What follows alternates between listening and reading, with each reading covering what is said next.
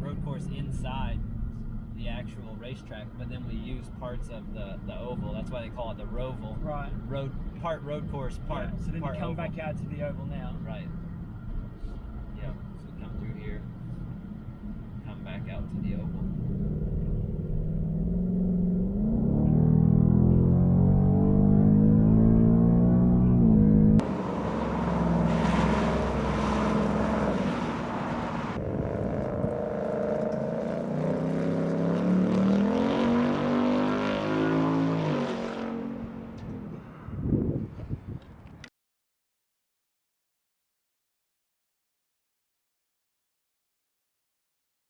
Yeah, it was really cool to give Jason Belmonte, the world #1 professional bowler, a ride around the racetrack today. It was so cool to see the expression on his face and the smile on his face when we got out, and just show him the challenges that we go through. You know, as somebody that spectates and watches it on TV, is a big fan, but to come here and see like how challenging the braking zones are and the elevation change through the the infield, the inner course, and then as you get back up onto the oval, the differences on going through the road course section and how it's flat. The whole surface is flat. There's some off-cambered corners, but relatively flat. And then we go up onto that high 24-degree banking. It kind of blew his mind. So that was really neat just to give him that perspective, because when you see it on TV, it kind of it hides some of the the drastic changes in elevation and the banking and all of those things. So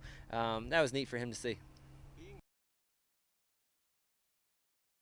Man, the ROVAL's always intense. It's a cutoff race, which in and of itself, just being a cutoff race, has a lot of intensity with that, and a lot of pressure. If you're one of the guys on the outside trying to get in, you've got to come here and kind of throw a Hail Mary, and you've got to have a great weekend. If you're one of the guys that's in, but only by a little bit, you're trying to be cautiously aggressive, and that is really hard to do as a race car driver, and especially here at the ROVAL.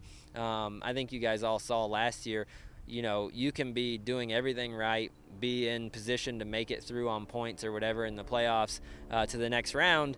You get a late race restart, and a few of the cars up front drive it off into turn 1 and cause a big wreck. Next thing you know, there's 14 or 16 cars all wadded up, and that changes the complexity of the playoff picture in an instant.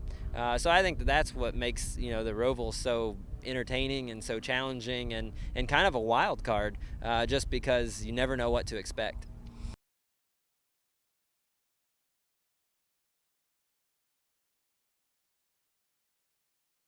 It's a very different rush. I mean, when I bowl 300, I'm never really fearful for my life.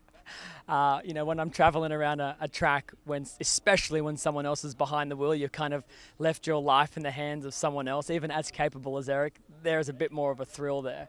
However, I will say in terms of shakiness, bowling a 300 game, especially on the Pro Tour, my knees are shaking considerably. So I probably was going too fast to notice how much I was shaking here on the track. But now that I got a chance to step out of the car and see how slow reality really is, you do realize how quick you're going out there.